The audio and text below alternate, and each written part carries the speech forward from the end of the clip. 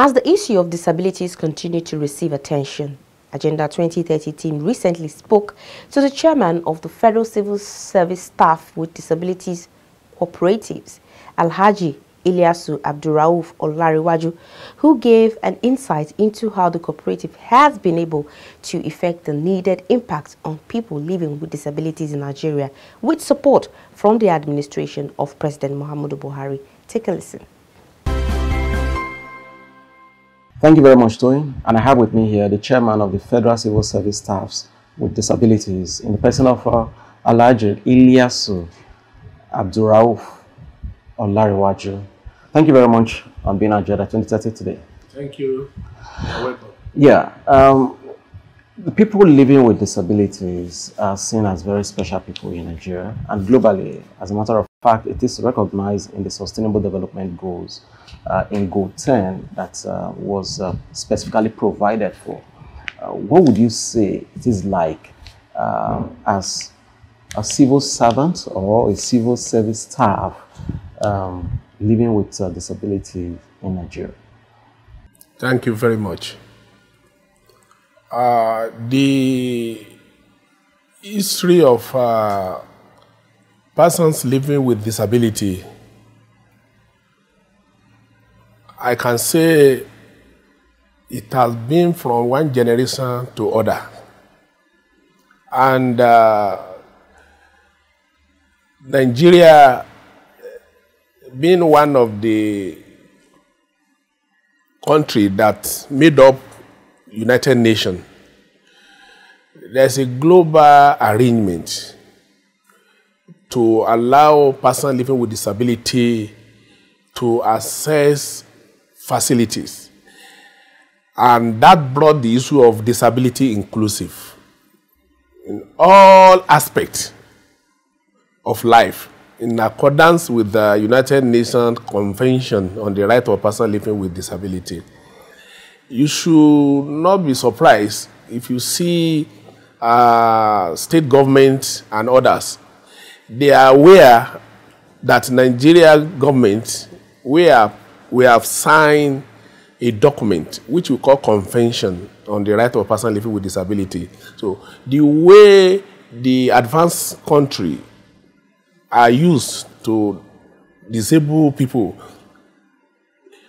automatically Nigeria has to comply because of our signature. Recently, the Honorable Minister of Health set up a committee, and that the facilities that we have, I mean health facility, are they accessible to persons living with disability?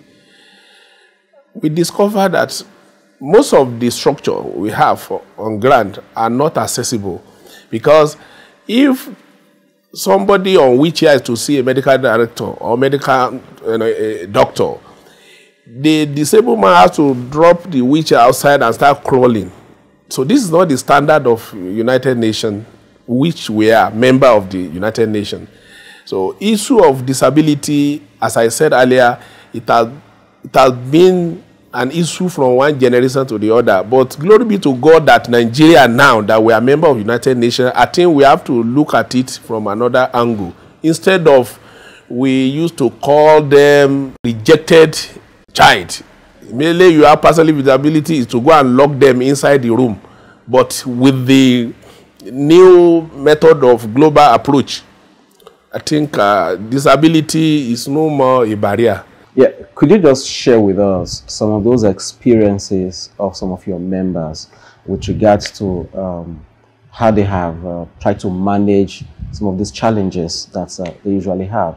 When we talk of disability, you should take note that we have educated persons living with disability and those that are illiterate. If that is the case, the educated ones, because of their exposure, they are able to gain employment. Gainful employment changes a lot of things from what we have experienced about those that are educated. For example, 2002,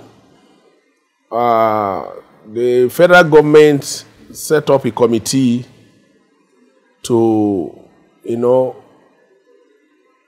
propose the national policy on cooperative development for Nigeria. We discovered that through cooperative society, those that are not educated can be grouped together and give them skill acquisition. Why those that are educated, the federal government should see that they are put into employment. At the end of the day, both educated and those that are not educated, they will now be living like normal human beings. But the challenges that we are facing is that some of them, they even use the advantage of being disabled and take the opportunity to become a professional beggars, which is not acceptable. The fact is that if the federal government can go as far as integrate person living with disability with the newly promulgated act. The act was promulgated and gazetted and assented to by Mr. President after the bill was passed by the National Assembly. So if federal government can go to that extent, it will be bad for person living with disability to now continue taking advantage of being disabled and become a professional beggars. Now, the result of that national policy on cooperative development is that we are trying to, enlighten those disabled to come as a group. For example, physically challenged cooperative society. So instead of empowering one person, if you empower the cooperative, the resources will be jointly used, and it will improve their way of life and the welfare of persons living with disability in Nigeria. Even globally, we improve, because not only Nigeria that group these people into cooperative. We have ICA, International Cooperative Alliance in Geneva. Nigeria is a member of ICA. They knew how ICA, how far they have gone globally, even with grants to improve the life of persons living with disability.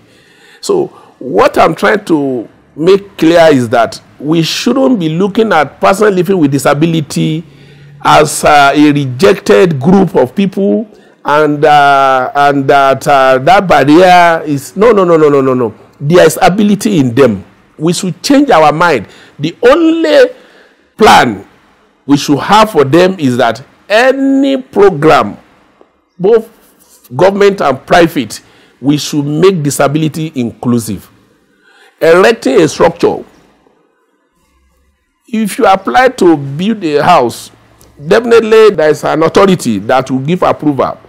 The director in charge will not give approval to that building without taking note that is this building going to be accessible to persons living with disability. If that is the case, it means that we are the one that is looking at them as disabled. We should follow due process, rules and regulation, and make them to be like able-bodied. We are the one that can do that. Do you know that we are saying we are able? If federal government, for example, look at this problem of COVID-19, when the federal government made announcement that nobody should go out, meaning that we think we are able, we can be made disabled immediately. As far as a certain facility, you are deprived of certain facility, you are already disabled. Looking at these people, calling them disabled because they are visually impaired. I have many of my friends, they are Minister of Justice, they are lawyers, and they are visually impaired, but they are working as a civil servant. Like the office I coordinate, all the board members, they are federal civil servants. And if you look at the number of disabled that are in government employment now, in fact, you will study that Nigeria we have achieved. In Africa, I've never seen a country that has the person living with disability employment like what we have in Nigeria. That is the effort of federal government. And those that are not civil servant, we have tried to form them into cooperative. The only area the federal government need to improve is issue of enforcement. But before you enforce law on people not to be begging around the street, you have to give them something. That is what we call empowerment in form of skill acquisition. If you give some people money, they will collect that money, spend it, and still return back to street. The solution is not something we'll be looking at 20 years, 30 years to have solution. The solution is on ground.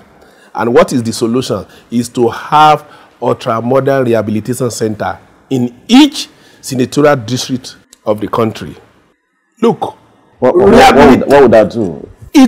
When you have rehabilitation center, then you, instead of giving these people money, at the center, you create skill acquisition, you create an avenue whereby they can, demonstrate the skill that is in them. They will be trained, vocational training. After the training, then we empower them. We should talk of how to sustain. Sustainability is the most important when we are talking about finding a solution. And we cannot achieve this without rehabilitation centers. No way. If each senatorial district has center to rehabilitate disabled, they don't need to go to a bar center again. They will, if you make the atmosphere conducive. There are some of them that can do shoe cobbler. Some can make bead.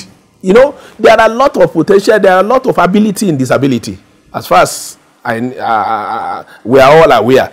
But how would they bring out this ability? Yeah. Is by rehabilitating them. Not only rehabilitating them individually, there must be a center for them. And that is what we are already doing. You already started doing that, isn't it? We have started. You've started that. Yes. To what extent would you say you have the cooperation of the federal government, the support? With determination and focus, we'll be able to achieve the issue of this rehabilitation. And Mr. President had made the assignment so easy by ascending to the national, that is a discrimination against persons with disability Act of 2018. This law has made the whole thing simple, in the sense that if international donor, individual in form of corporate social responsibility, when we join together, look at what Boasuga is doing now, donating ambulance, do this to support COVID-19. We want people to come out like that and support personally, because federal government cannot do everything. This cannot be done by federal government only. Philanthropy, they have to come out. They should not allow crisis to erupt from person living with disability. The issue of rehabilitation center we have been talking about can only be achieved with the support in form of corporate social responsibility from philanthropists collaborating with the federal government. And we thank God the National Disability Commission have been established. So, being the chairman of Federal Civil Service with Disability Cooperative, empowering those in the civil servant, collaborating with the National Disability Commission and Office of Senior Special Assistant to the President of Disability. If these three offices can come together, sky is the limit. Then Mr. President will be happy. Then we can now talk to the philanthropy to collaborate, because government cannot do everything. Thank you very much. Thank you. Yeah, it's been an awesome time with the chairman of the Federal Civil Service Staff with Disabilities Cooperatives, Chairman Alhaji Ilyasu Abdurrauf Olayewaju. He's been talking to us on the plight, challenges of people living with disability in the service, and of course what the government has been doing to alleviate some of this plight. Until we come away again next time, I do stay with Agenda 2030.